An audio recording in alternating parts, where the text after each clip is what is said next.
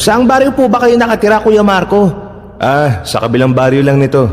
Wala pa nga 1 taon kami nakatira ron. Huwag mong sasaktan ang apo ko kahit ano pa ang mangyari. Dahil kapag sinaktan mo siya, hahanapin kita kahit saan ka man magpunta at ipapatikim ko sa iyo ang galit ko. Imbes na kalabanin niyo ko, ano kaya kung magsanib puwersa tayo para talunin ang mambabarang na tinutukoy ko?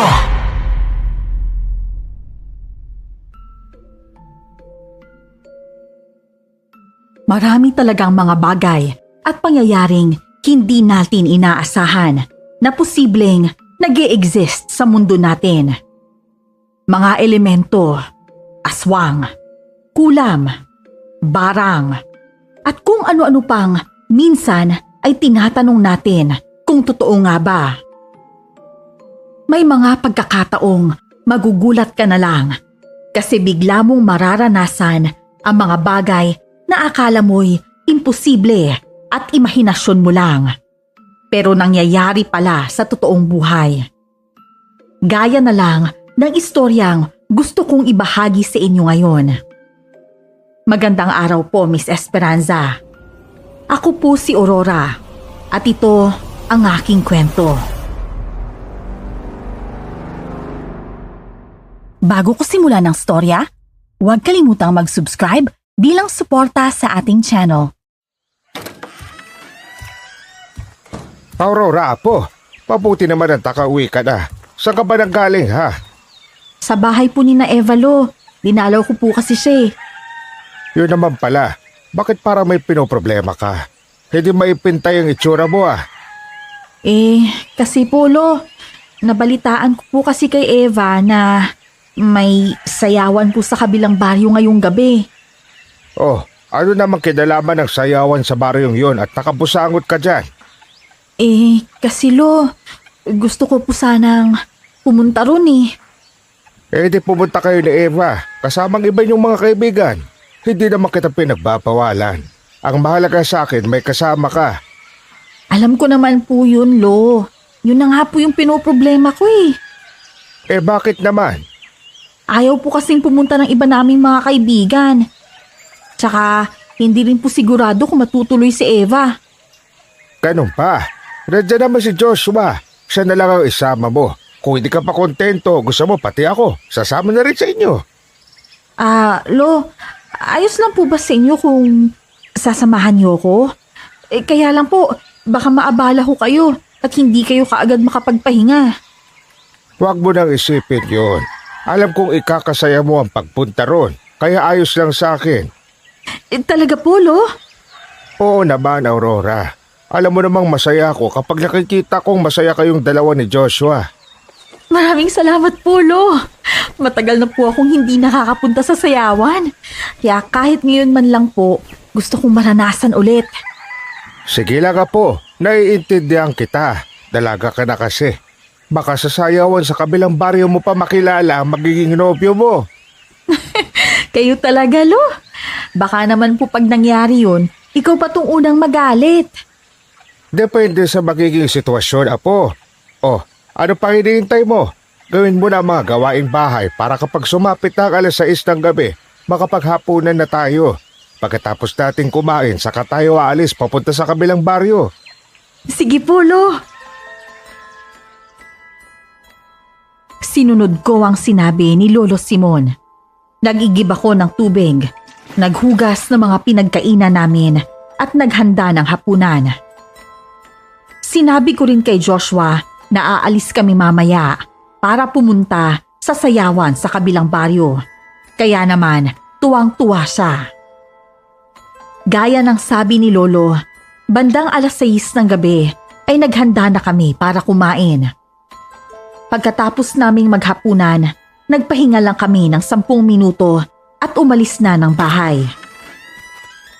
Habang naglalakad, hindi ko maitago ang pananabik. Pagdating namin doon, marami na ang mga tao.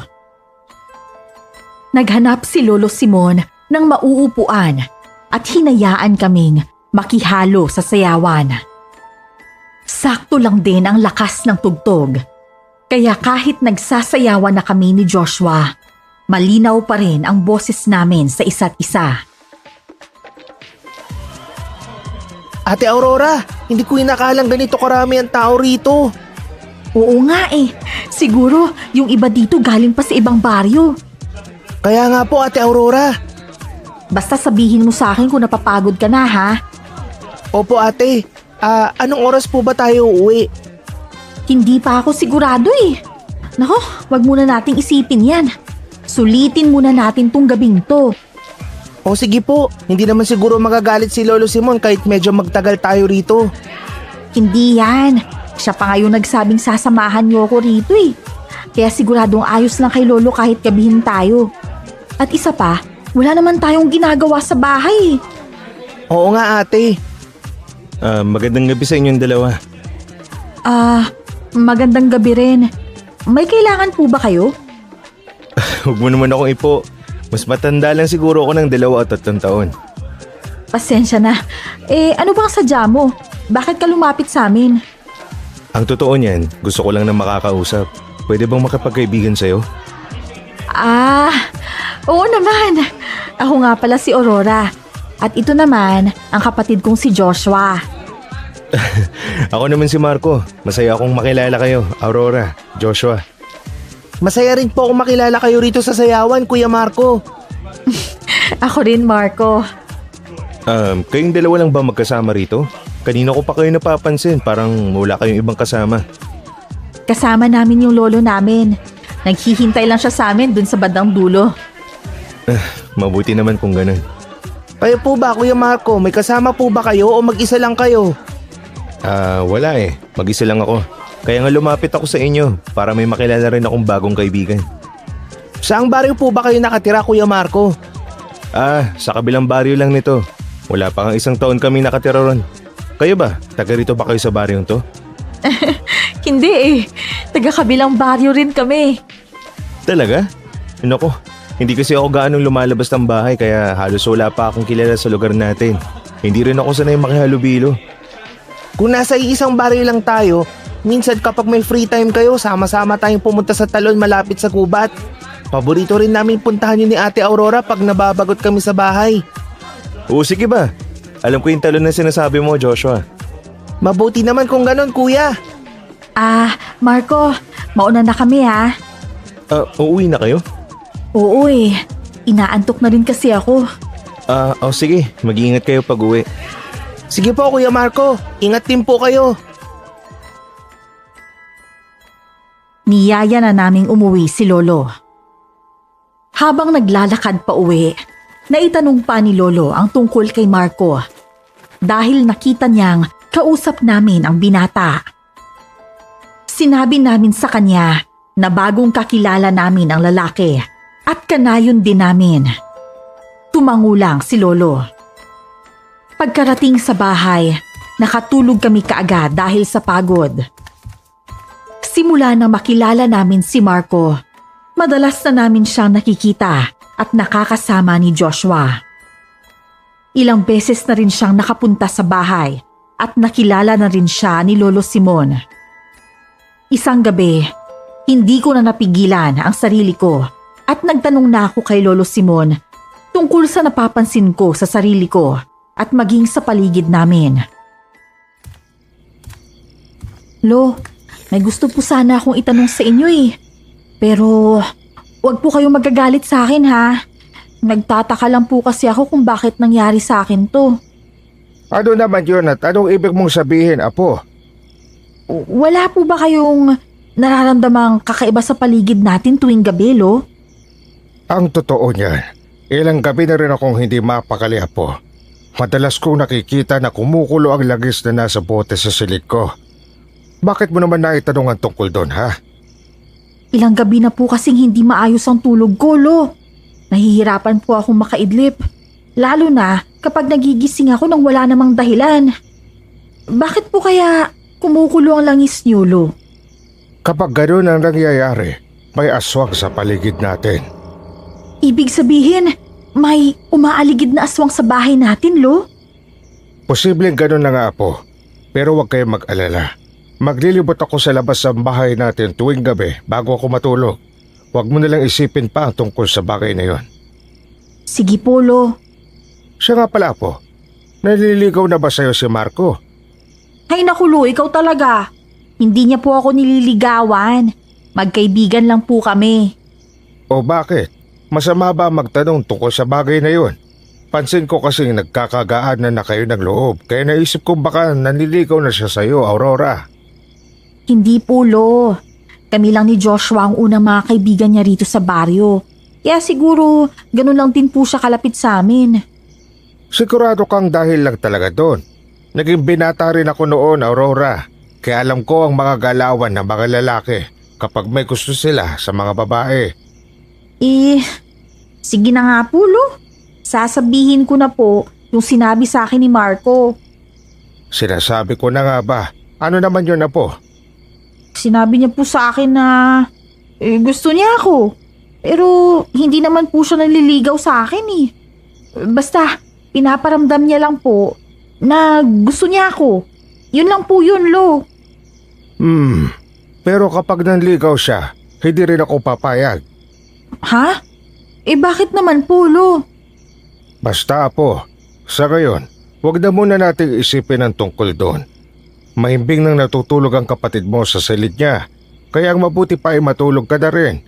Maglilibot lang ako ng ilang sandali sa paligid at matutulog na rin ako pagkatapos. Sige po. Iniwan ko na sa sala si Lolo at pumasok na ako sa silid ko. At simula ng gabing yon, nakatulog na ako ng mahimbing. Kahit pano'y nawala ang takot ko na baka may mangyaring masama sa akin. Isang hapon, hindi namin inaasahan ang pagpunta ni Marco sa bahay. Ganun na lang ang gulat ko dahil may dala siyang bulaklak at pagkain. Magandang hapon sa inyo, Aurora, Joshua at Lolo Simon. Oh, Marco, magandang hapon rin. Anong ginagawa mo rito? Bakit may dala kayong bulaklak at pagkain, Kuya Marco? Siguro para kay Ate Aurora ang mga yan. Tama ka, Joshua. Para nga ang mga ito kay Ate Aurora mo. Nako, nag-abala ka pa, Marco.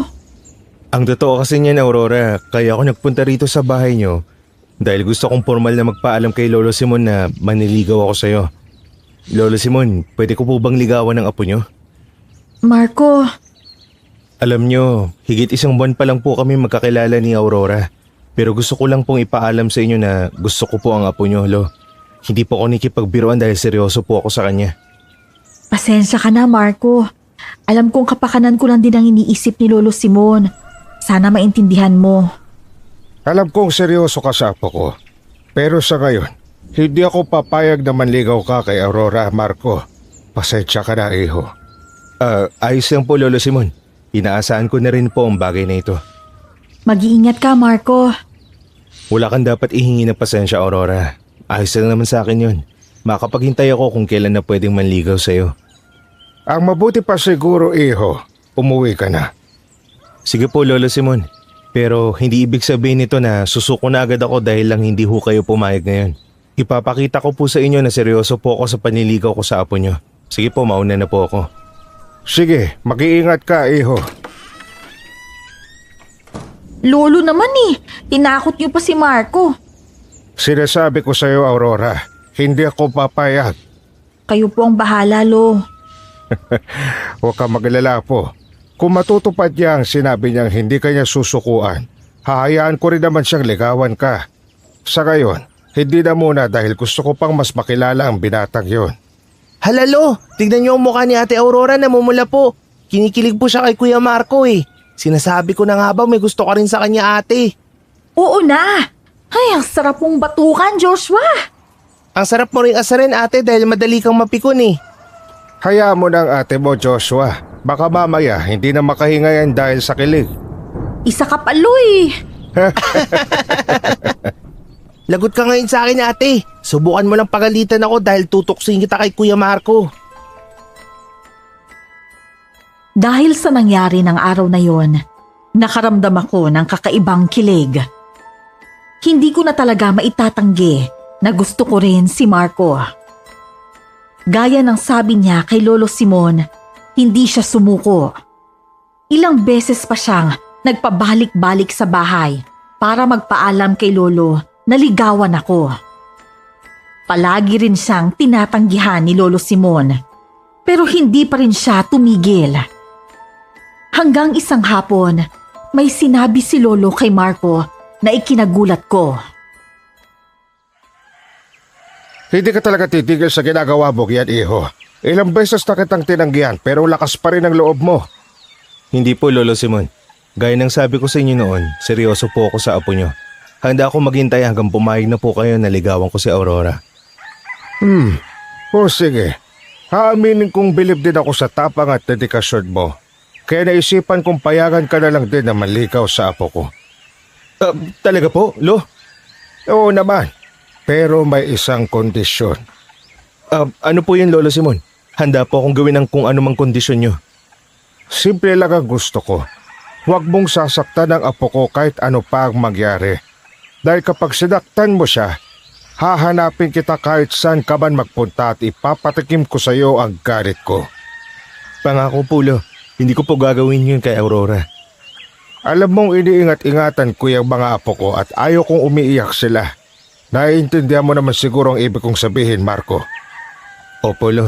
Sinisigurado ko po sa inyo na hindi kayo magsisisi sa naging pasya nyo. Aalagaan at mamahalin ko po ang apo nyo, Lolo Simon. Mabuti nang klaro tayo sa isa't isa. Apo, narinig mo naman ang sinabi ko. Pumapayag na akong ligawan ka ni Marco. Sana naman masaya ka na, lalo na at halata rin naman ng binatang ito na gusto mo rin siya. Lolo naman eh! Natawa sila sa naging reaksyon ko. Hindi ko mapigilan ang pamumula ng mukha ko dahil sa mga nangyari. Simula noon, niligawan na ako ni Marco. Halos araw-araw siyang pumupunta sa bahay para bisitahin ako at magdala ng pagkain. Hindi ko na pinatagal ang panliligaw niya. Pagkatapos ng mahigit 2 linggo, sinagot ko na siya. Naisip kong hindi ang panliligaw ang pinapatagal, kundi ang relasyon. Dahil doon, madalas na kaming nagkikita at nagkakasama. Masaya naman ako dahil mukhang nakuha na rin niya ng buo ang loob ni Lolo Simon. Pero isang beses, nagulat ako nang magkita kami ni Marco. Pansin kong namumutla siya, kaya kinutuban ako ng hindi maganda. Ayos ka lang ba, Marco? Ayos lang ako, Aurora. Huwag mo ko alalahanin. Hindi eh. Namumutla ka, Marco. Mukhang nanghihina ka. Ano ba talaga nangyari sa'yo? Hindi ko nga alam. Halos 4 na araw ko na rin iniinda to, lalo na kapag gabi na. Ang sakit ng tiyan at ulo ko na parang binibiyak. Hindi ko alam kung bakit. Kaya pala ilang araw ka rin hindi nagpakita sa akin. Mukhang hindi magandang nangyayari sa'yo. Halika, Marco. Kausapin natin si Lolo Simon. Baka matulungan ka niya. Aray ko! Aurora! Anong nangyayari, Marco? Masakit ang braso ko pati ng bahagi ng likod ko na nahawakan mo. Teka, bakit may bukol sa braso mo? May mga maliliit na insektong lumalabas, Marco! Kaya pala hindi tumitigil ang sakit na nararamdaman ko. Kapag nasasagi yun, nakaramdam ako ng ngilo at sakit. Kapag nadidiin, parang may tumutusok at gumagalaw sa mga bukol. Tara na, Marco. Kailangan tong matingnan ni Lolo Simon. Sige, Aurora. Dahan-dahan lang, ha? Aalalayan kita, Marco. Huwag kang mag-alala. Salamat, Aurora. Mabagal kaming naglakad pauwi ng bahay. Pagkarating namin doon, agad na napansin ni Lolo Simon na may kakaiba kay Marco. Mabilis niya kaming nilapitan at tinulungan akong alalayan si Marco na nanghihina na. Lalo pa siyang namutla. Tinulungan ko si Lolo na ihiga si Marco. Nang makahiga na siya, tiningnan ni Lolo ang buong katawan niya. Napansin kong seryoso ang mukha ni Lolo Simon at napapailing pa siya. Lo, ano pong problema kay Marco? Hindi ako pwedeng magkamali sa kutob ko. Base sa sitwasyon ngayon ni Marco, binabarang siya. Barang? Oo, Aurora. Malakas ang hinala ko na binabarang siya, lalo na't maraming bukol ang katawan niya. Bukod pa doon, may mga lumalabas na maliliit na insekto tuwing pumuputok ang mga ito. Halos nasa likod pa niya, kaya siguradong hirap siyang makatulog at makahiga nang nakalapat ang likod sa higaan. Sabi niya sa akin kanina, Lo, parang may tumutusok at gumagalaw sa loob ng bukol niya. Tama nga yun, Aurora. Napapansin ko nga yan at posible mga insekto nga ang nasa loob ng mga bukol niya. Sigurado akong sobrang sakit ng nararamdaman ng binatang ito kapag nangyari yun. Ano bang pwede nating gawin, Lo? Huwag ka na mag-alala, tutulungan ko si Marco. Susubukan kong gamutin siya sa abot ng makakaya ko, Apo. Sa ngayon, hayaan muna natin siyang magpahinga. Sige po, Lo. Sana po malaman natin kung sino yun ang barang sa kanya. Yan ang aalamin natin, Aurora. Kung hindi magiging mailap ang mambabarang na gumawa niyan sa kanya, sigurado akong makikilala ko siya agad. Sige po. Sa ngayon po, tulungan niyo po muna si Marco, Lo. Oo, Apo. Hindi natin pababayaan si Marco kaya huwag kang mangamba. Kumalma ka lang, Apo. Gagaling siya. Maraming salamat, Lolo Simon. Tinulungan nga ni Lolo Simon si Marco. Pansamantalang nanatili si Marco sa bahay namin para matutukan siya ni Lolo.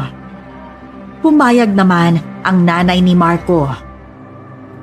Sa bawat araw na lumilipas ay unti-unting bumubuti ang lagay ng nobyo ko. Pero dahil hindi pa tuluyang nawawala ang barang sa kanya, patuloy pa rin si Lolo sa paggamot sa kanya. Halos gabi-gabi rin kaming binibisita ng aswang na ikinabahala namin ni Lolo. Isarado niyo ang mga pintana at pinto. Sigurado akong may aswang na naman sa labas ng bahay natin dahil walang tigil ang pagkulo ng langis sa bote. Sige po, Lo. Tulungan mo ko, Joshua. Sige po, Ate Aurora. Hindi talaga tayo titigilan ng aswang na yan lalo na't may karamdaman si Marco. Ilang beses ko nang itinatabo yan rito pero pabalik-balik pa rin siya. Humanda siya kapag magkaharap kami. Lo, saan po kayo pupunta? Magbabantay lang ako sa labas ng bahay natin, Apo. Dito lang kayo at bantayan nyo ng maigi si Marco. Sige po. Sige, maiwan ko na muna kayo. Aurora, May masakit ba sa'yo, Marco? Sabihin mo lang sa akin at papahiran kita ng gamot. wala naman, Aurora. Gusto ko lang din magpasalamat sa mga tulong na ginagawa niyo sa akin. Ang totoo, nahihiya na ako kasi pakiramdam ko nagiging pabigat lang ako sa buhay niyo lalo na sa iyo. Ano ka ba naman, Marco? Huwag mong isipin yan. Hindi kita pwedeng pabayaan dahil nobyo kita. Mahal kita, kaya ayokong makita kang nahihirapan. Mahal din kita, Aurora. Maraming salamat dahil sa kabila ng kondisyon ko, hindi mo ko iniwan. Hinding-hindi kita iiwan, Marco. Kaya sige na, magpahinga ka na at babantayan ka namin ni Joshua. Sige, matutulog na ako. Nang makatulog si Marco, iniwan na namin siya ni Joshua sa silid niya. Matagal bago nakabalik si Lolo Simon. Kaya pagkarating niya sa bahay, kaagad namin siyang kinausap ni Joshua. Lo, ano pong nangyari sa inyo? Oo nga po, Lo. Saan po kayo nanggaling at bakit pinagpapawisan kayo at hinihingal? Hinabol ko ang aswang na umaaligid sa bahay natin kanina. Pero sa kasamaang palad, hindi ko siya nahuli. Mabilis na nawala ang nilalang na yon nung sinusundan ko siya papunta sa gubat. Hayaan niyo na po muna ang aswang na yun, Lo.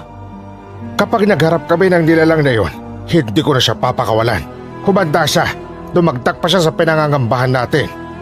Ang mabuti pa po ay magpahinga na kayo, Lo.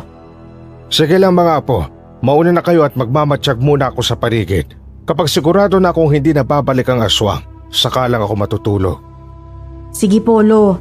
Kayo pong bahala. Tumangulang si Lolo bilang tugon. Sa mga sumunod na araw, kahit papano'y Nakaramdam kami ng kaginhawaan at tuwa dahil mas bumuti na ang kalagayan ni Marco. Kailangan pa rin niya ng pahinga para makabawi ng lakas. Pero hindi pa rin nawawala ang pangamba namin dahil gaya ng sabi ni Lolo, hindi kami tinitigilan ng aswang na pabalik-balik pa rin tuwing gabi sa bahay namin. Hanggang isang gabi, sa kahimbingan ng tulog ko, naalimpungatan ako dahil sa kaluskos at paghuni ng tiktik mula sa labas ng bahay. Hindi maganda to. Kailangan kong gisingin sina Joshua at Lolo. Joshua, gumising ka. Ate, ano bang problema? Ba't mo ko ginising? Kailangan nating gisingin si Lolo. May aswang na naman na umaaligid sa bahay natin. Teka, si Marco. Mukhang sa silid niya nanggagaling ang malakas na kaluskos. Dali ate, gisingin na natin si Lolo sa silid niya. Punta na rin natin si Kuya Marco. Sige, bilisan natin. Lolo Simon! Lolo Simon! Lolo Simon, gising! Mga apo, ano pa problema? Parang takot kayo. Lo, may aswang sa labas ng bahay natin. May paghuni ng tiktik kanina at may kaluskos din mula sa silid ni Kuya Marco. Ganun ba? O siya, puntahan niyo si Marco. Ako naman ay ilalabas sa bahay at susuyurin ang paligid para hanapin ang aswang na yun. Sige po, Lo.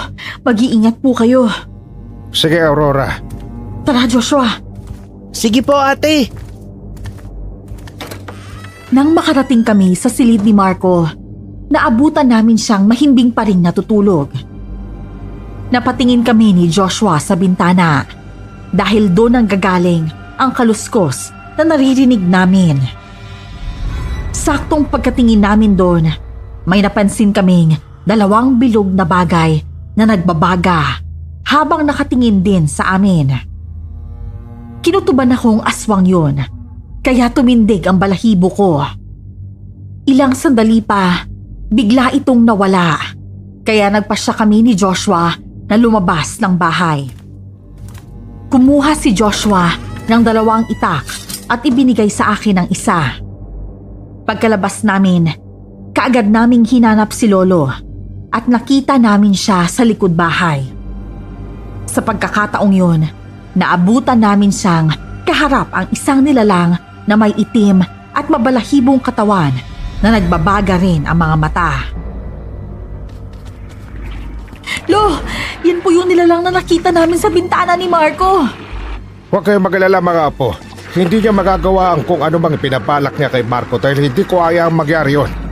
Tutulungan ka namin, Lo. Hindi natin siya hahayaang makatakas. Sigurado akong kapag nakaalis pa siya rito, babalik pa rin siya at hindi titigil hanggat hindi niya nakukuha ang gusto niya. Tama ka apo. Manatili kayong alerto dahil baka atakihin niya kayo. Opo Lo, anong gagawin natin Ate Aurora?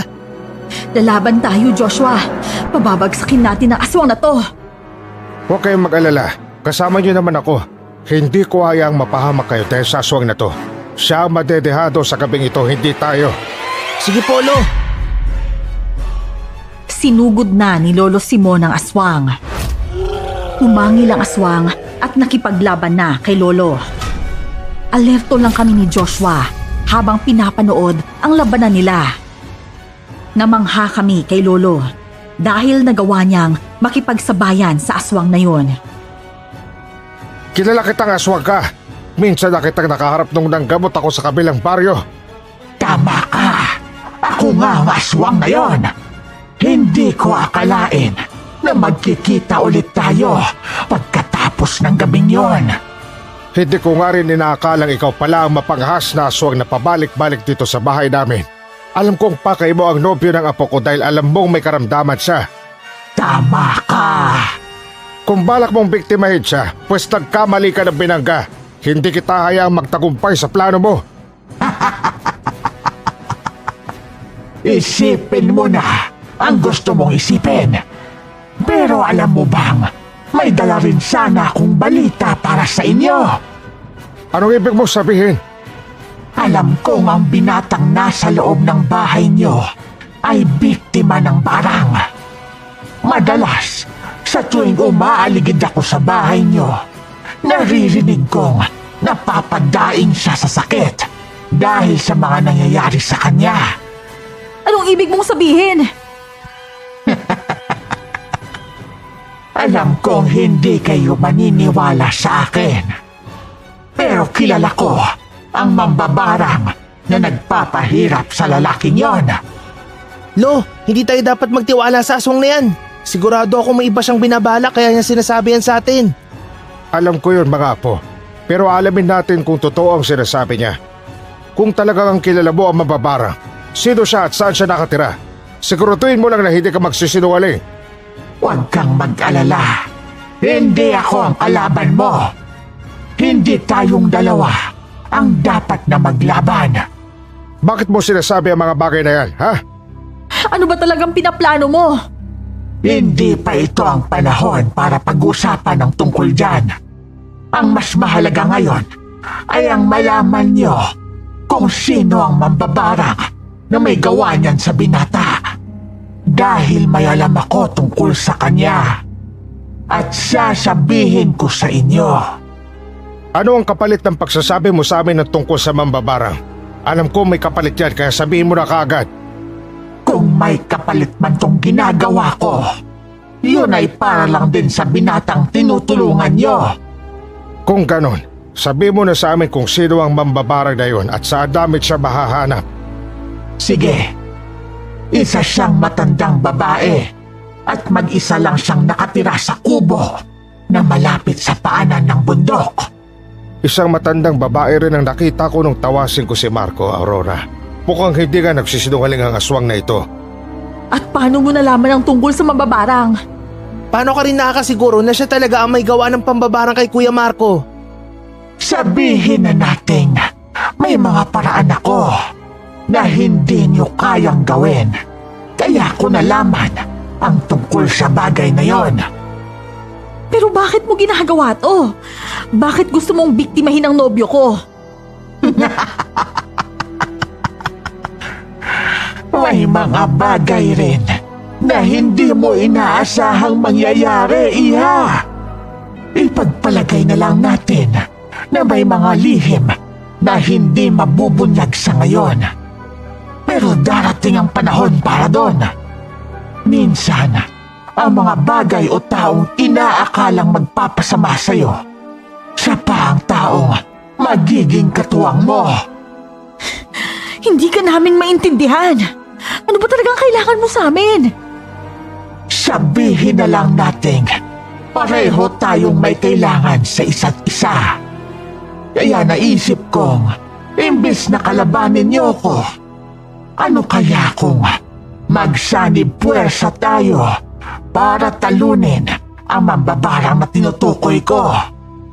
Yun ang gusto kong kapalit sa impormasyong sinabi ko. Bakit ko naman gagawin ang bagay na yon? Hindi ako may kipagsanib puwersa sa isang tulad mo. Isa pa, kaya kong talunin ang mambabarang na yon kahit saan pa kami maglaban, physical man o espiritual. Kung kaya mong gawin ang bagay na yon, bakit hanggang ngayon ay hindi mo alam kung sino at saan ang kinaroroonan ng mambabarang na yon? Isa kang albularyo, hindi ba? Sinusubukan ko ang lahat para alamin ang pagkakakilanlan ng mambabarang na yon, pero mailap sa akin ang pagkakataon. Ginamot ko ang binatang yon sa abot ng makakaya ko, kaya alam kong hindi ko rin siya pinabayaan. Kaya huwag mong questionin ang pagiging albularyo ko. Hindi ganon ang ibig kong sabihin. Ang sa akin lang, hindi basta-bastang mambabarang ang pwede mong kaharapin kung sakali. Sa ngayon, pwedeng maging mabuti na ang kalagayan ng binata. Pero hindi ibig sabihin yon ay magiging maayos ng lahat. Alam mong pwedeng barangin ulit ng mambabarang na yon ang binata at bigyan pa ng mas mabigat na karamdaman. Natahimik si Lolo Simon sa sinabi ng aswang. Aaminin kong hindi ako nakaramdam ng takot. Hindi ko rin alam kung bakit. Pero may kung ano sa akin na nagsasabing magtiwala sa kanya.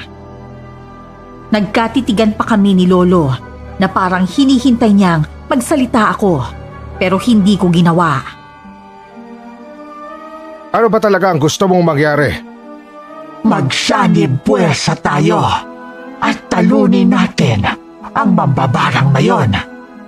Kung naging banta siya sa buhay ng binata, posibleng maging banta rin sa iba pang tao, lalo na sa buhay niyo ng mga apo mo. Hahayaan mo bang pati sila ay mapahamak pa? Pareho lang kayong banta sa aming mga tao. Siyempre hindi. Hanggang kamatayan ko ipagtatanggol ko ang mga apo ko. Hindi lahat ng aswang tulad ko ay naging banta sa mga tao. Sabihin na nating nasa lahi ko na ang pagiging aswang. Pero sa katagalan ng panahon, nagagawa kong kontrolin ang sarili ko. Makikipagsanib puwersa ka ba sa akin o hindi? Sa ngayon, hindi ako makakapayag sa gusto mong mangyari. May mga paraan din akong pwedeng gawin para matulungan ang binata at mapatigil ang mambabarang sa ginagawa niya. Hindi kita pipilitin kung ayaw mo. Pero kapag nagbago ang isip mo, hindi rin ako magdadalawang isip na makipagtulungan sa'yo. Hindi ko talaga maintindihan kung bakit ginagawa mo to. Isipin mo na lang na may isang taong mahalaga sa akin ang ginawa ng hindi maganda ng mambabarang na yon. Kaya gusto ko ring magsigante. Sakto na bang pareho tayo ng gusto? Alam kong nais nyo ding ipagsigante ang nobyo mo. Hahayaan kita makaalis dito kapalit ng pagbibigay mo ng impormasyon tungkol sa mambabarang. Huwag ka na babalik pa rito. Hindi ko maipapangako ang bagay na yon. Pero isa lang ang sigurado ako. Kapag nagbago ang desisyon mo tungkol sa sinabi ko, handa akong gawin ang lahat para mapabagsak lang ang mambabarang na yon. Nang sinabi niya yon, ay agad na siyang umalis. Pumasok na rin kami sa bahay ni na Lolo. Tiningnan namin si Marco. Himbing na himbing pa rin siya sa kanyang pagtulog. Nang gabing yon, hindi ako makapaniwala sa lahat ng nangyari. Dahil hindi pa ako dinadalaw ng antok, minabuti kong lapitan si Lolo. Malalim ang iniisip nito habang nakaupo sa sala. Lo, ano na pong gagawin natin ngayon? Hindi ko rin alam, Apo. Iniisip ko lang din ang mga sinabi ng aswang na yon. Marahil may punto siya. Siguro hindi naging sapat ang kakayahan ko para malaman agad kung sino ang mambabarang na nagpapahirap kay Marco. Lo, wag niyo pong sabihin yun. Alam kong ginagawa niyo po ang lahat para mapabuti ang kalagayan ng nobyo ko. Sa buong buhay kong nanggagamot, sa tingin ko, ang kalagayan ni Marco ang pinakamabigat na hamong dumating sa akin. Bakit naman po, Lo? Mailap sa akin ang mambabarang. Ilang beses ko na siyang sinubukang harapin sa labanang espiritual. Sa mundong kami lang ang pwedeng makapasok, pero hindi siya nagpapakita. Boses lang niya ang narinig ko. Hindi ko man lang makita ang mukha niya. Hindi ko alam kung bakit si Marco ang pinagbalingan niya. Kasi matikas siya, hindi siya nagsasalita. Ano pong ibig niyong sabihin? Pisikal at espiritual ang mga paraan para labanan ng isang albularyo ang mga mambabarang o mangkukulam. May isang mundo kung saan tanging ang may kaalaman, kaliwa man o kanan, ang pwedeng pumasok. Kaya po ba nawawalan kayo ng malay kapag ginagamot niyo si Marco? Ilang beses ko na po napapansin yun, Lo. Oo, Apo. Kapag gano'n ang nangyayari, nasa ibang mundo ang diwa ko. Mundo kung saan pilit kong hinaharap ang kalaban, pero hindi siya nagpapakita. Gusto kong tapusin ang laban namin doon. Kapag natala ko siya ron, tapos na dapat ang lahat. Pero hindi umaayon sa akin ang tadhana. Naiintindihan ko na po ngayon, Lo, kung bakit nangyayari yun sa inyo. Pero ano po ngayon ang plano natin? Hindi ko rin alam, Apo. Sa ngayon, ipagpapatuloy ko ang ginagawa ko kay Marco. Sana tuluyan na siyang gumaling. Ayoko rin may masamang mangyari sa inyo. Lalo na't makagantihan tayo ng mambabarang dahil sa pagtulong ko. Maraming paraan ang taong yon para gumanti. Kaya nababahala ako sa kaligtasan niyo. Pasensya na po, Lo. Nadadamay at nahihirapan na rin po kayo. Huwag mong isipin yun, Apo. Hindi natin pwedeng pabayaan si Marco. Alam kong malulungkot ka kung mapapahamak siya at ako rin. Para ko na rin, Apo, ang binatang yon. Napalapit na rin ang loob ko sa kanya kaya hindi ko rin kayang nakikitang naghihirap siya. Maraming salamat po, Lo. O siya, matulog ka na, Aurora. Nang mga sumunod na gabi ay naging maayos ang lahat.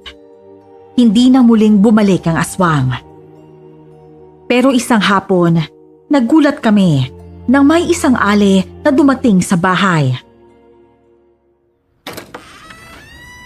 Magandang hapon, Iha. Nandyan ba si Marco? Magandang hapon po. Pwede ko po bang malaman kung sino po kayo? At bakit niyo po hinahanap ang nobyo ko? Ay, oo nga pala. Ako si Divina, ang ina niya. Pwede ko bang makita ang anak ko at kumustahin? Nako, kayo po palang nanay niya. Pasok po kayo sa bahay namin. Nagpapahinga lang po siya ngayon. Sige, Iha. Maraming salamat.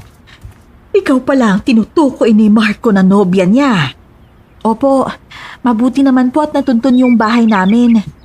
Oo, kilala pala kayo ng mga taong napagtanungan ko. Kaya natuntun ko ang bahay niyo. Mabuti naman po kung ganun. Tara po, wag po kayong mahihiya. Ay, siya nga po pala, Aling Divina. Siya po ang lolo Simon ko. At ito naman po ang kapatid ko. Masaya akong makilala kayo. Kami rin po, Aling Divina. Tara po, ihahatid ko po kayo sa silid ni Marco para makapag-usap po kayo. Sige, Iha. Nang maihatid ko si Aling Divina sa silid ni Marco, hinayaan ko na silang mag-usap. Bumalik ako kina Lolo Simon at Joshua. Napansin kong simula nang dumating si Aling Divina, naging seryoso ang mukha ni Lolo. Dahil doon, tinanong ko siya kung may problema. Pero umiling lang siya. Hindi na rin ako nangulit pa at hinayaan ko na lang si Lolo. Makalipas ang kalahating oras, nagpaalam na si Aling Divina. Pinagsabihan pa niya ako na ingatan si Marco at masaya raw siya dahil gumiginhawa na ang kalagayan ng anak niya. Kinagabihan, hindi namin inasahan na muling babalik ang aswang na nakausap namin noon. Dito lang kayo, mga apo. May titignan lang ako sa labas. Mukhang narito na naman ang aswang na nakausap natin noong isang gabi. Sasamahan kita, Lo. Joshua, ikaw na munang maiwan dito, ha? Sige, apo. Tara na. Opo, Lo. Ano na naman ang kailangan mo? Bakit ka bumalik? Napag-isipan mo na ba ang sinabi ko? Ang tungkol sa pakikipagsanib puwersa sa iyo? Oo. Anong pasya mo? Hindi ko alam kung tama ang magiging desisyon ko, pero pinag-isipan ko to ng mabuti. Ang ibig bang sabihin yan ay makikipagsanib puwersa ka na sa akin? Oo, para sa kaligtasan ng mga apo ko. Tama ka. Dahil sa pagtulong ko kay Marco, baka madamay rin sila ng mambabarang na yon at ayoko na umabot pa ron. Kung may ginahawa na ang lagay ng binata, pero hindi pa rin ako kampante.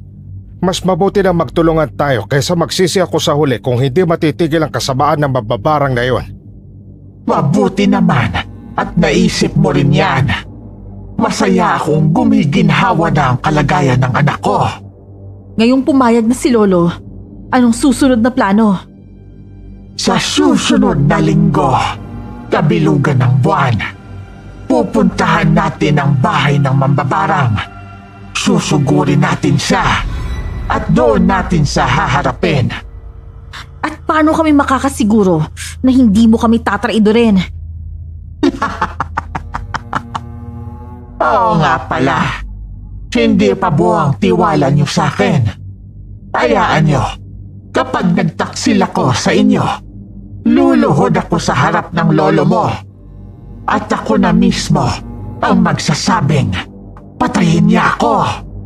Sige, naninigurado lang kami. Kung yan ang plano mo, pumapayag ako. Magkita tayo sa lugar ng mambabarang sa gabing yon. Aasahan ko ang sinabi niyo. Hindi na kami nakapagsalita pa ni Lolo dahil umalis na ang aswang. Pumasok na kami ng bahay para makapagpahinga. Nang dumating na ang gabi na susugurin namin ang bahay ng mambabarang, ay nagdala kami ng mga itak. Sumama na rin sina Joshua at Marco dahil ayaw nilang magpaiwan. Ayaw pa sana naming isama si Marco pero nagpumilit siya. Ayon sa kanya, gusto niya ring labanan at harapin ang mambabarang na nagpahirap sa kanya. Dagdag pa niya, magaling na raw siya at kaya na niyang lumaban kung kinakailangan. Tara na, kailangan natin makarating agad sa bundok kung saan naroroon ang tirahan ng mambabarang na iyon. Sige po, Lolo. Magbabayad ang mambabarang na yun sa ginawa niya sa akin. Hindi ko alam kung bakit niya ako pinapahirapan pero humanda siya. Huwag mong piliting makipaglaban sa nilalang na iyon, Marco, kung hindi ka pa handa. Kahit na magaling ka na, kailangan mo pa rin mag-ingat, Iho. Huwag niyo po akong alalahanin, Lolo Simon. Kaya ko na pong alagaan ang sarili ko. Malaki po ang naitulong niyo sa akin. Kaya ngayong pagkakataon, ayoko maging pabigat sa inyo. Ilang beses ko nang sinabi sa iyo, Marco. Hindi ka pabigat sa amin ni na Lolo. Mahalaga ka sa akin, kaya wag mo nang isipin ang bagay na yan, ha? Tama si Aurora, Marco. Simula nang naging nobyo ka niya, itinuring na rin kitang apo, kaya pamilya ka na rin namin. Maraming salamat po, Lolo Simon. Huwag mo nang alalahanin yun. Ang mahalaga ngayon ay kung paano tayo makakaganti sa mambabarang na yon. Malamang alam na niyang may tumutulong sa'yo kaya gumagaling ka. Sigurado akong may posibilidad na balikan niya ako o ang mga apo ko. Hindi mangyari yun, Lo. Bago pa man niya maisipang gawin yun, kailangan na nating mapatay siya. Tama. Ang mabuti pa, bilisan na natin ang lakad para makarating agad tayo sa bundok kung saan siya nakatira. Mas lalo pa naming binilisan ang paglalakad. Makalipas ang halos kalahating oras, nakarating din kami sa bundok kung saan nakatira ang mambabarang. Hinanap namin ang kubo niya hanggang sa natanaw namin ito. Maingat kaming lumapit. Tahimik ang paligid. Parang walang tao sa bahay na yon. Tanging ilaw ng lampara lang ang nagbibigay liwanag. Nagmatsyag pa kami ng ilang sandali hanggang sa napagpasyahan na ni Lolo na harapin ang mambabarang. Alam ko nandiyan ka lang sa loob ng bahay mo. Lumabas ka dyan at harapin mo kami! Lo, sigurado po ba kayo na ito ang bahay ng mambabarang? Oo, apo. Hindi ako pwedeng magkamali. Ramdam ko ang kakaibang enerhiya ng taong yon. Lo, tignan niyo po. Parang may papalapit sa direksyon natin, ah. Maganda kayo. Baka may ibang nilalang na susugod sa atin. Sige po, Lolo Simon. Lo, tingnan niyo po. Nandun sa bubungan ng bahay ang aswang. Sandali. Aswang yung nasa taas. Mukhang delikado tayo. Hindi lang pala mambabarang ang kalaban natin. May aswang din. Huwag kang mag-alala, Marco. Hindi natin siya kalaban. Ano pong ibig niyo sabihin, Lolo Simon? Kakampi natin siya, Marco. Siya ang dahilan kung bakit natin natunton ang bahay ng mambabarang na nagpahirap sa'yo. Paano po nangyari yung bagay na yun, Lolo Simon? Habang may sakit ka noon, pabalik-balik ang aswang na yon sa bahay. Akala namin, ikaw ang gusto niyang biktimahin. Pero hindi pala. Siya ang nagbigay ng impormasyon tungkol sa mambabarang na may kagagawa ng lahat ng paghihirap mo. Nakipagsanib puwersa pa siya sa akin. Gusto rin niyang wakasan ang kasamaan ng mambabarang at makaganti. Talaga po, Lo? Siguro po may ginawa rin masama sa kanya ang mambabarang kaya niya ginagawa to.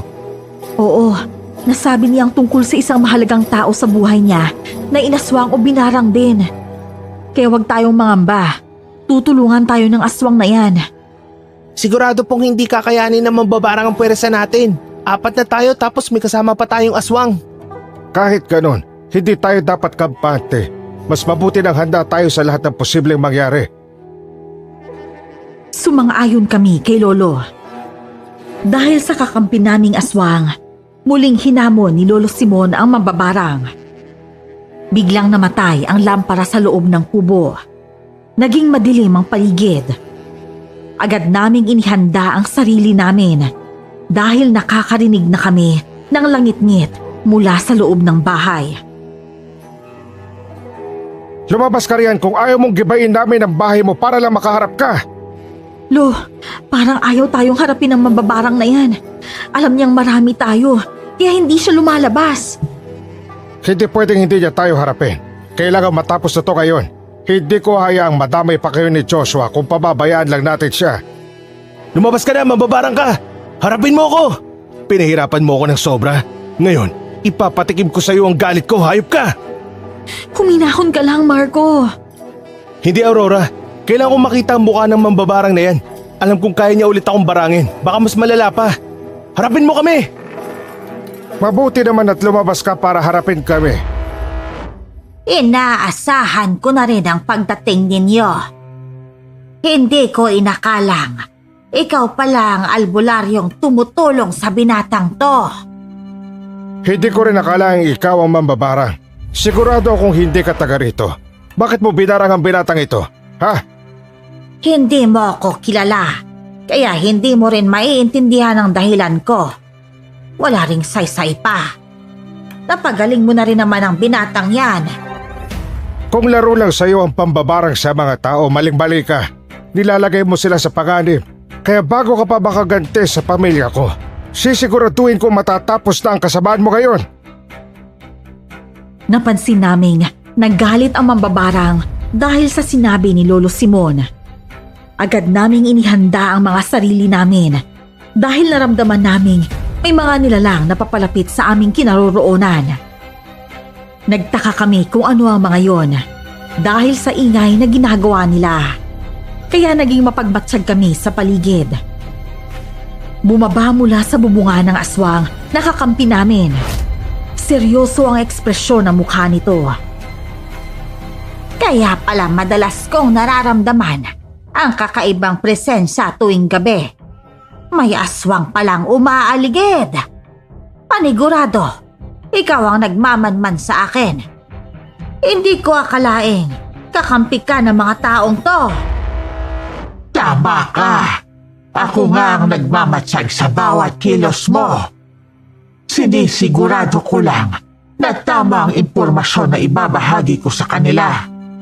Wala akong pakialam kahit magkakasama kami dito dahil ang layunin namin ay ang patayin ka. Hindi niyo magagawa yan. Kahit paaswang ka at magsama-sama pa kayong lahat, hindi niyo ako kayang labanan. Isa ka lang mambabarang. Limitado ang kapangyarihan mo. Kung ikukumpara mo sa akin, mas malakas pa rin ako. O sige, tingnan natin kung totoo yung pinagmamalaki mo. Lo, tingnan niyo po. May mga insekto pong papalapit dito. Ano pong gagawin natin? Dumaba kayo! Ako nang bahala sa mga yan. Sigurado akong mga alaga yan ng mambabarang na yan. Tandang Simon, ikaw na muna ang bahala sa mga insekto. Ako naman ang bahala kay Ambrosa. Sige, Dahil ayaw naming pabayaan si Lolo Simon, tinulungan namin siyang labanan ang mga insekto. Ang aswang naman na kasama namin ay nakipagsagupaan sa matandang mambabarang. Habang itinataboy namin gamit ang mga napulot na sanga ang mga insektong ipinadala ng mambabarang, hindi ko maiwasang mapatingin sa dalawa. Namamangha ako na nagagawa pang makipagsabayan ng matandang mambabarang sa aswang. Dahil sa pagtutulungan naming apat, nagawa naming itaboy ang mga insekto. Nang marinig naming napahiyawang matanda, napatingin kaming apat sa kanila. Hayop kang aswang ka! Magbabayad ka sa ginawa mo sa akin! Yan ang nababagay sa tulad mo. Kaya kitang patayin ngayon. Pero hindi ko gagawin yon. Alam mo bang pwede rin tayong magsamang dalawa? Mas magiging malakas tayo kung magsanib puwersa tayo. huwag kang makinig sa hayop na yan. Tandaan mong nangako kang hindi mo kami tatrayturin. Hindi na uso ang mga pangako. Kung gusto mong mabuhay sa mundong to, minsan, mas masarap gumawa ng mga bagay na nakakasama para sa iba. Kaya pala mas pinili mong barangin ako kahit wala akong kasalanan sa'yo. Dahil yun ang pinaniniwalaan mo. Huwag kang maniwala sa mambabarang na yan. Nilalason lang niya ang utak mo para kampihan mo siya. Alam niyang dihado na siya, kaya gagawin niyang lahat para makaligtas. Wala ka na sa tamang pag-iisip kung makikinig ka sa mga yan. Ang mga nilalang tulad natin na mas malakas kesa sa karaniwang tao ang dapat na magsanib puwersa. Tama ka rin naman dyan, tanda. Hoy, aswang ka! Tandaan mong ikaw ang nagdala sa amin dito dahil sa plano mo. Ikaw ang unang nag-alok na makipagsanib puwersa sa akin, kaya wag mo kong tatraidorin. Tama ka. Pero sa pagkakataong to, mas pipiliin ko ang pumanig sa alam kong makakabuti para sa akin. Lo, ano na po gagawin natin? Mukhang babaliktad na ang aswang sa atin. Mukhang nalin lang po tayo ng aswang na yan, Lolo Simon. Hindi to maganda, Lo. Kapag nagsanib puwersa sila, tayo naman po ang mahihirapan. Huwag kayong mag-alala. Pareho ko silang haharapin. Hindi ako natatakot kahit magsama pa silang dalawa. Tama yan, aswang. Tayo ang dapat maging magkakampi. Kayong apat, ano na ngayon ang gagawin ninyo? Ngayong nabawasan kayo ng isang malakas na kasama. Kung iniisip mong kakampi ako sa isang tulad mo, nagkakamali ka. Hindi ako tanga para gawin yon. Lalo na't ikaw ang dahilan kung bakit muntik nang malagay sa panganib ang buhay ng anak kong si Marco. Hindi. Anong gagawin mo? Malakas na ibinalibag ng aswang ang matandang mambabarang. Gamit ang kanyang mahahabang kuko, ibinaon niya yon sa tiyan ng matanda, kaya napahiyaw ng malakas ang matandang babae. Nagkatitigan kaming apat nang marinig namin ang sinabi ng aswang. Mabilis ding lumapit ang nilalang sa amin para kausapin kami. Nanatili namang nakahiga ang matandang mambabarang. Pilit iniinda ang sakit dahil sa sugat na natamo mula sa aswang. Marco, ako to, si Nanay Divina mo. Huwag kang mag-alala, anak. Ipaghihiganti natin ang ginawa ng mambabarang na ito sa'yo. Parang ikaw ang Nanay Divina ko. Kaya sa pagkakaalam ko, hindi siya aswang. Magkaiba kayo. Saan ka pupunta, Marco? Aalis ako. Uuwi ako sa bahay namin para kumpirmahin kung totoo ang sinasabi ng aswang na yan. Hindi siya si Nanay Divina. Marco, bumalik ka rito! Huwag kang umalis, Marco. Ipapaliwanag ko sa'yo ang lahat. Marco, pakinggan mo siya. Siguradong may dahilan ang lahat ng to. Sama-sama tayong pumunta dito, kaya magkakasama rin tayong aalis. Lo, tignan niyo po yung matandang mambabarang. Nag-iba po siya ng anyo. Hindi maganda ito. Hindi lang pala mambabarang ang matandang yun. Isa rin siyang aswang. Tama nga ang hinala ko. Hindi ka lang simpleng mambabarang dahil may tinatago ka pang ibang pagkatao. Lo, kung aswang po ang matandang yun, anong tawag sa kanya? At bakit ganito ang anyo niya? Naging butot balat siya. Nakakatakot dahil lumuluwa ang mga mata niya. Wala rin siyang ilong dahil nasasakop ng napakalaking bunganga niya. Base sa itsura ng aswang na yon, isa siyang hurus-hurus. Ngayon ko na po narinig ang aswang na yun Minsan lang kung makaengkwentro ang mga nilalang na ganyan. Hindi sila agad nakikilala bilang aswang dahil bukod sa itsura nila, napagkakamalan silang mambabarang o mangkukulat. Bakit naman po, Lo? Kakaibang uri ng aswang ang mga tulad nila dahil may alam sila sa kulam at barang. Matalino sila gaya ng mga lamang lupa, kaya hindi rin sila basta-basta. Lo, ano na pong gagawin natin ngayon? Wala na tayong magagawa kundi labanan siya. Narito na tayo sa ganitong sitwasyon kaya lalaban tayo. Mag-iingat tayo. Kilala ang mga hurus-hurus bilang mga aswang na nakatira sa bahay na naglalakad. Hindi imposible ang bahay niya ay kayang maglakad. Kaya pala nakipagsanib puwersa ka kay Lolo Simon dahil alam mong hindi mo madaling matatalo ang aswang na yun na mag-isa. Sabihin natin ganun na nga. Ginawa ko yun, pero hindi para ipahamak kayo rito.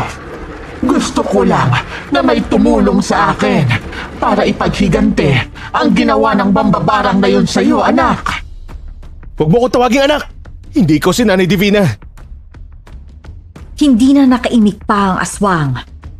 Saktong sumugod na rin sa amin ang matandang mambabarang na isa rin palang aswang. Kahit 5 na kaming nakakalaban niya, hindi pa rin namin siya magawang tamaan. Mabilis ang kilos niya at halos hindi namin masundan. Maging ang aswang nakakampi namin ay nahirapan na rin kalabanin siya. Nasa ganoong sitwasyon kami nang marinig naming lumangit-ngit ang bahay ng matandang aswang. Nanlaki ang mga mata namin nang makitang naglakad nga ito palapit sa kinaroroonan namin. Lo, tignan niyo yung bahay ng matandang aswang. Gumagalaw po siya at papalapit sa atin. Yan ang sinasabi kong mas delikado pa siya kaysa sa aswang na to. Huwag tayo magpapasindak sa kanila. Tayo ang nanghas pumunta rito kaya dapat ipakita natin na mas matapang tayo. Kaya ko na ang laban na to. Manatili ka na lang dyan. Tumigil na po ang bahay sa paglalakad, Lo. Dahil sa sinakambi ng matanda. Huwag kayong mag-alala. Hindi siya sasali sa laban natin. Para maging patas, isa lang akong lalaban. Isa, laban sa 5. Huwag kang pakampante na malakas ka. Tandaan mo, may kahinaan ng kahit sino na ikakabagsak din ng isang tulad mo. O sige, malalaman natin kung sino ang matitirang buhay sa ating 6. Iisa-isahin ko kayong lahat. At ihuhuli kita, binata. Ikaw ang dahilan kung bakit nawala ang kaisa-isa kong apo na siyang nagbigay ng saya sa buhay ko. Anong ibig mo sabihin? Hindi kita maintindihan. Naalala mo si Rika? Ang apo ko na iniwan mo ng walang paalam. Dahil sa ginawa mo, inuha niya ang sariling buhay niya. At ngayon, wala na akong kasama dahil wala na siya. Matagal na kaming hiwalay ng apo nyo. Hindi niya lang matanggap ang nangyari. Wala akong pakialam.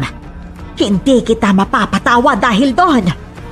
Kaya pala binarang mo ko para ipaghiganti ang apo mo. Oo, mabuti na lang at may damit kang nakuha niya. Kaya yun ang ginamit ko. Walang iya ka! Hindi ako makapaniwala sa mga nalaman ko. Napatingin ako kay Marco na galit sa matandang aswang. Maging ang aswang na kasama namin ay ganun din. Dahil doon, hindi na kami nag-aksaya pa ng oras at nilabanan namin ulit ang matandang aswang. Sumugod din siya sa amin, kaya wala na kaming nagawa kundi ang salubungin at tagain siya. Pero dahil mabilis ang kilos niya, bigo kaming matamaan siya. Nagulat na lang kami nang mahawakan siya ng kakampi naming aswang.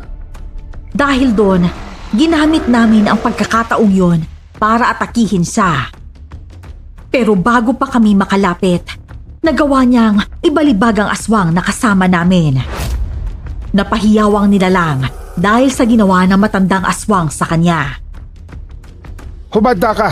Kung nagawa kong alisin ang barang na ginawa mo kay Marco, magagawa ko rin talunin ka sa labang ito. Tingnan natin kung makakaya mo. Hindi ko inakala na aswang at mambabarang pala ang lola ng dati kong nobya. Dahil hindi niya ipinaalam sa'yo. Alam ng apo ko na kapag nalaman mo, posibleng iwan mo siya. Pero kahit hindi niya sinabi, nagawa mo rin naman siyang iwan. Isa pa, ang pagiging aswang ko ay nagawa kong itago sa mahabang panahon.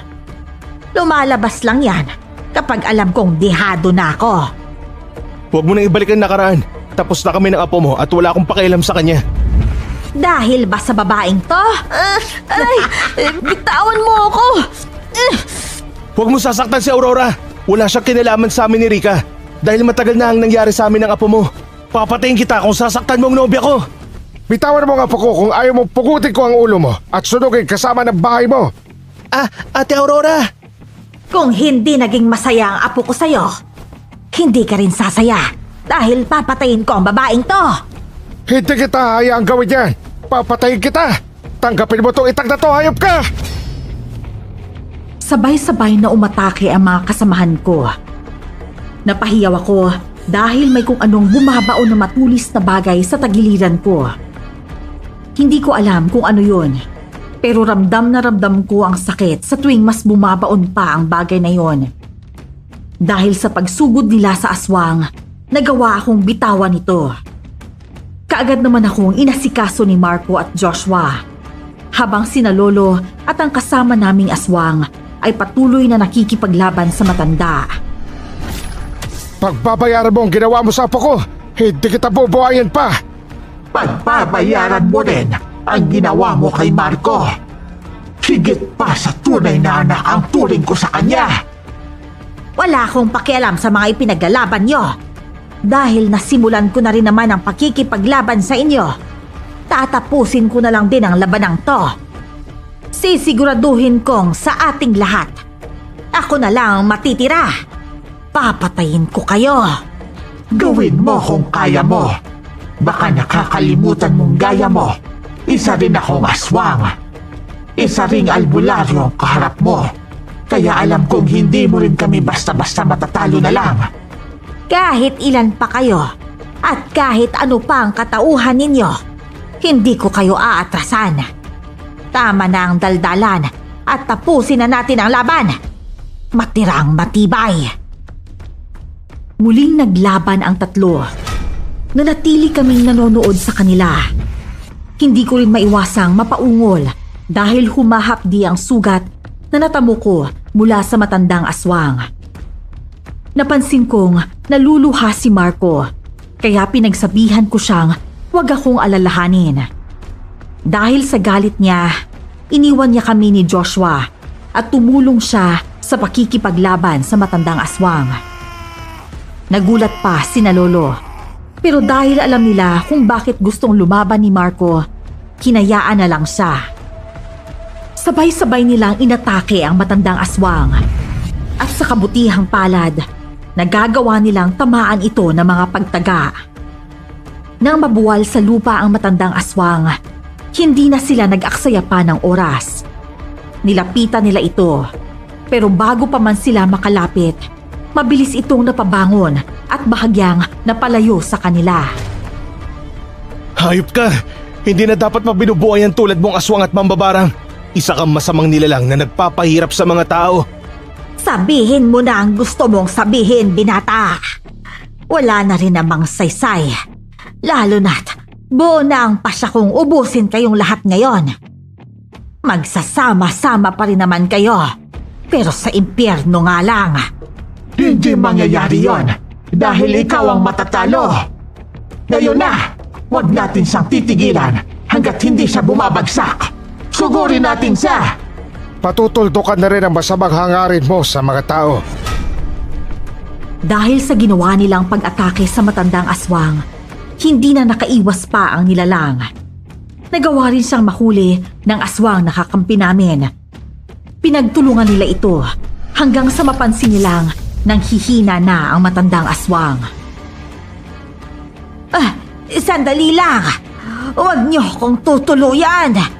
At bakit naman namin gagawin yon? Pagkakataon na naming mapatay ka, kaya hindi na namin to palalampasin. Nagmamakaawa ko sa inyo. Huwag niyo akong patayin! Hindi kami makikinig sa'yo. Malaki ang naging kasalanan mo sa amin, kaya ang nararapat sa tulad mo ay patayin. Pangako, kapag pinalayan niyo ako ngayon, magpapakalayo-layo ako. Hindi ako gagawa ng kahit na anong bagay na ikakapahamak ulit ninyo, kapalit ng buhay ko. Hindi ba pagkakatiwalaan ang isang tulad mo? Kaya katapusan mo na ngayon. Sandali lang. Bakit po, Lolo Simon? Alam kong nadadala lang tayo ng galit natin sa aswang na ito dahil sa mga ginawa niya sa atin. Pero naisip kong hindi naman natin kailangan gawin ito sa kanya. Hindi natin siya kailangan patayin pa at tugisan ng mga kamay natin. Nakalimutan mo na ba ang ginawa ng hayop na to? Tingnan mo ang apo mo. Nagawa rin niyang saktan. Kahit na, may ibang paraan naman para hindi na rin siya makagawa pa ng masama sa mga tao. Ano naman yun, Lolo Simon? Alam ko kung paano idiskumonyo ng isang mambabarang na tulad niya. Kung hahayaan natin siyang mabuhay, hindi rin niya magagamit ang kakayahan niya sa pambabarang dahil wala nang silbi pa yon. Handa akong gawin yon, basta mabuhay lang ako. Kung ano ang magiging pasya ninyo, yun na rin ang masusunod. Dahil kung ako lang tatanungin, mas gugustuhin ko na lang na patayin ang aswang na to. Sumasang-ayon ako sa inyo, Lolo Simon. Tama naman po kayo. Mas mabuti na rin pong malinis ang konsensya natin. Mabuti naman kung ganon. Tara na, sumunod kayo sa akin at gagawin ko ang orasyon para idiskumonyo ng mambabarang na ito. Sige po, Lolo Simon. Lo, tulungan niyo po kami ni Ate Aurora.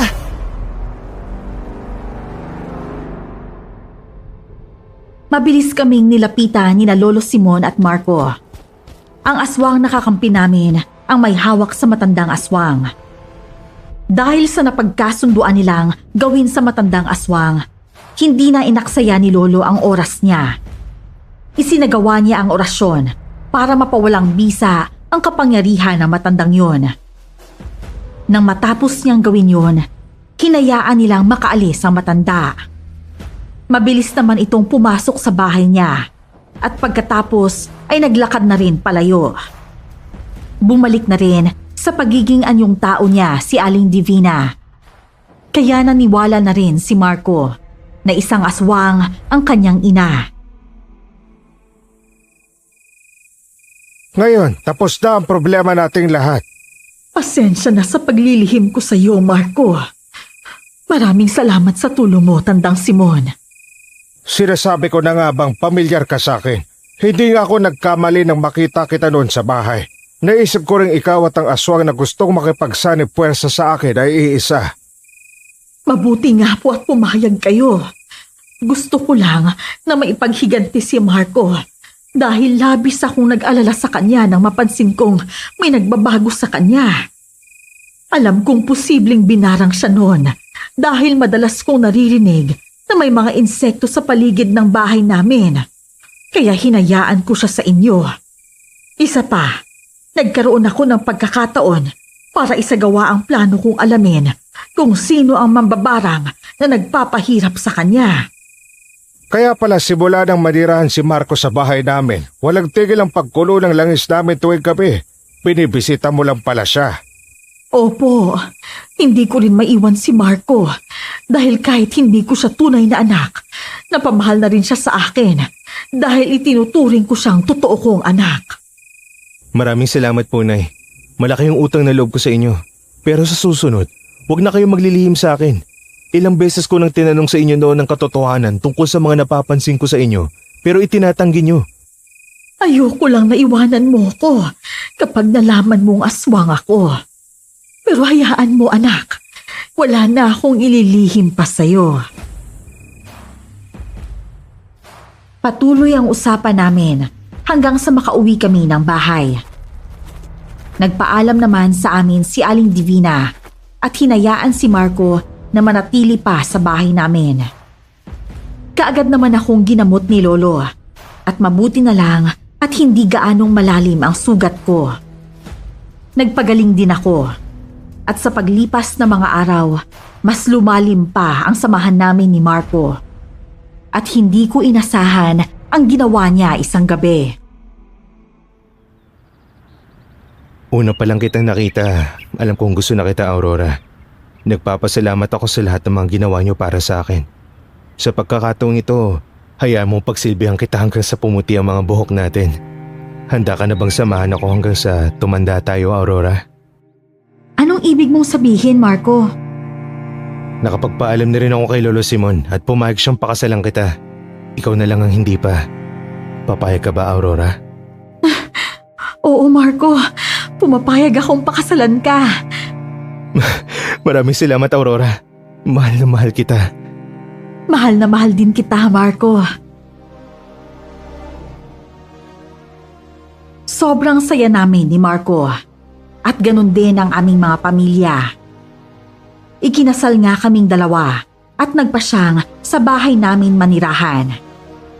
Minsan naman ay dinadalaw namin si Nanay Divina at minsan ay siya naman ang pumupunta sa bahay namin. Dahil nagkaroon ng komplikasyon sa katawan si Lolo Simon, namatay siya. Kasama naming namuhay ang kapatid kong si Joshua. Sa ngayon, masaya pa rin kaming namumuhay bilang mag-asawa kasama ang 4 naming mga anak. Ang kwentong ito ang nagpapaalala sa akin na hindi sa lahat ng bagay maganda ang naidudulot ng paghihigante. May mga pagkakataong kailangan din nating piliin ang mga bagay na magbibigay sa atin ng malinis na konsensya para mamuhay ng tahimik at masaya.